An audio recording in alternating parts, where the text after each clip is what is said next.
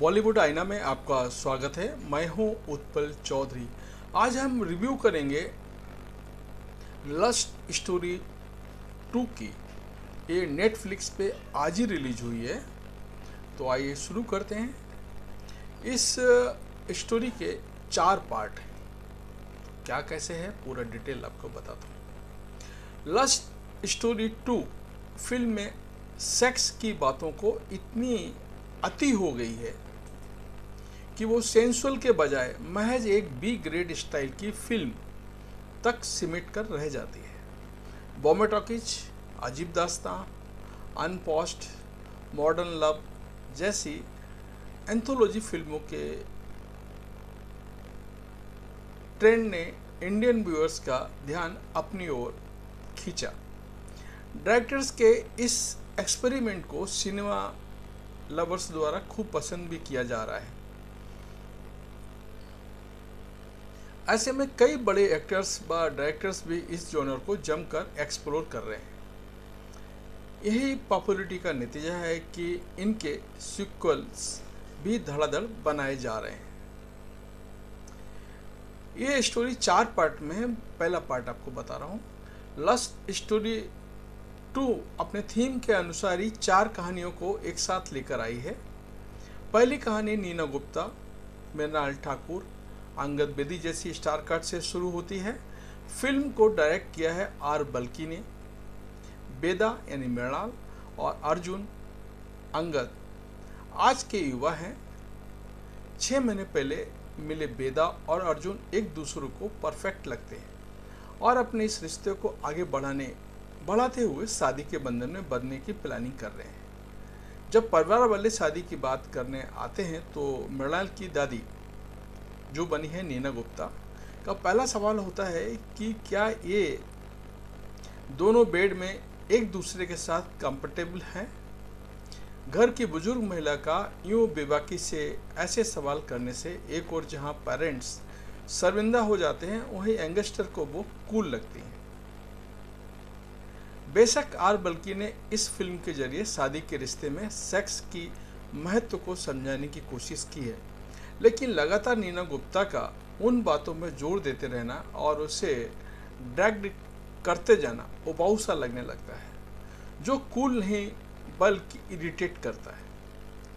Couple की privacy में उनकी दखलंदाजी एक हद तक बर्दाश्त लगती है, बाकी बनावटीपन सा प्रतीत होता है। हालांकि आर बल्कि यहाँ केवल यंग जनरेशन को ही टेस्ट ड्राइव का मैसेज नहीं देते हैं, बल्कि वो बेदा के पेरेंट्स का भी चित्रण करते हैं। ये बताते हैं कि किस तरह एक मिडिल क्लास फैमिली में अधेड़ उम्र के कपल की सेक्स लाइफ एक ड्राई स्टेट पर पहुंच जाती है।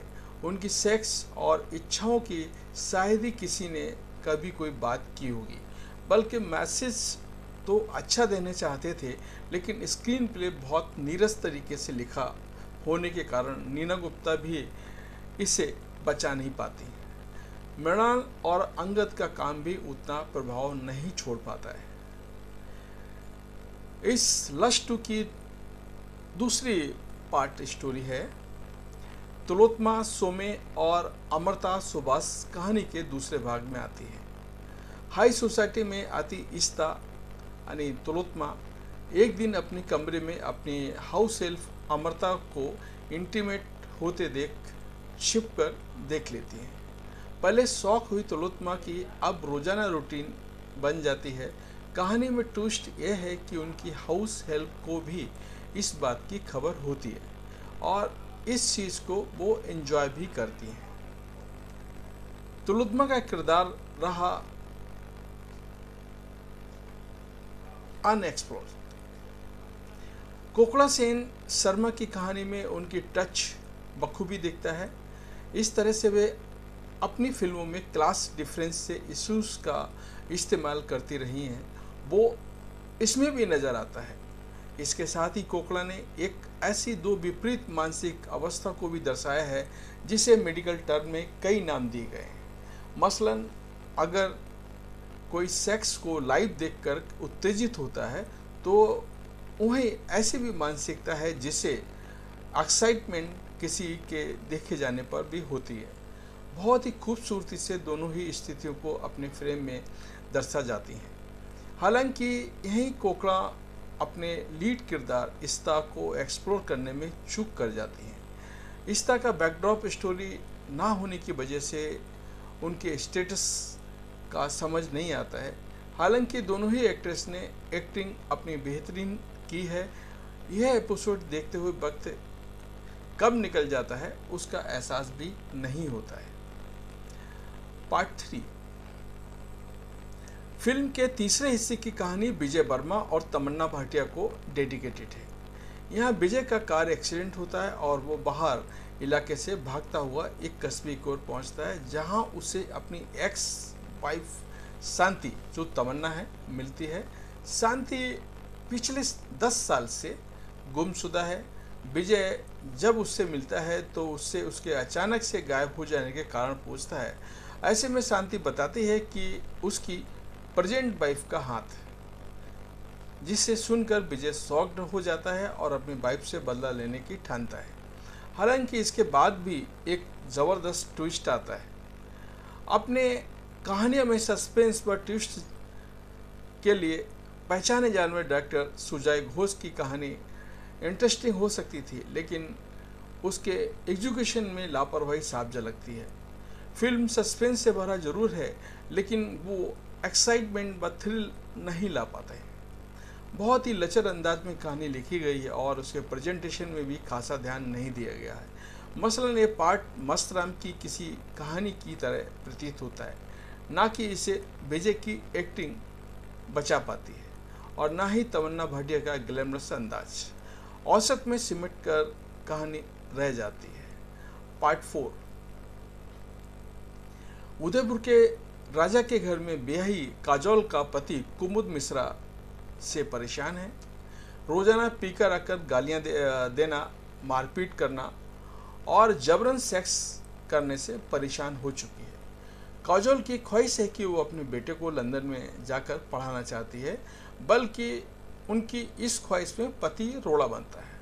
ऐसे में वो अपने पति से छुटकारा पाने के लिए एक गहरी साजिश रचती हैं। अब वही चाल काजोल को कैसे उलट पड़ जाती है, ये फिल्म देखकर ही पता लगेगी, जो नेटफ्लिक्स पर रिलीज आज ही हुई है। काजोल जैसी अदाकारा ने जब लस्ट स्टोरी 2 का हिस्सा बनने का अनाउंसमेंट की थी तो उनके फैंस चौंक गए थे। ऐसी उम्मीद जताई जा रही थी काजोल एक ऐसे अवतार में होगी जो शायद सभी को शॉक्ड कर दे, लेकिन डायरेक्टर काजोल की अदायगी को ढंग से इस्तेमाल नहीं कर पाए। फिल्म में काजोल के रोल में कुछ नयापन नहीं दिखता है, बल्कि वही बाजी कुमुद मिश्रा मारते हैं। कुमुद की अदायगी इतनी नेचुरल है कि आप उनसे नफरत करने लगते हैं। उनके हवस भरी निगाह की स्क्रीन पर सब कुछ कह जाती है। हालांकि इस फिल्म का क्लाइमैक्स ऐसे मोड़ पर आके ख़त्म होता है, उसकी उम्मीद किसी ने नहीं की थी। वो एक पूरी सीरीज का हाई पॉइंट होता है। वो कहते हैं save last for the best. बस इसी के तर्ज पर शायद इस एपिसोड को सबसे आखिर में रखा गया था। तो ये था हमारा लस्ट स्टोरी 2 का रिव्यू, जो आज ही रिलीज हुआ नेटफ्लिक्स पे। आप देखें और मेरे के हिसाब से आपको पसंद आएगा, और जो मुझे बोलना था मैंने आपको बोल दिया। तो काजोल के फैन देख सकते हैं, तमन्ना के फैन देख सकते हैं। ये था हमारा आज का रिव्यू। हम जल्दी मिलेंगे नई न्यूज़ के साथ, तब तक के लिए धन्यवाद।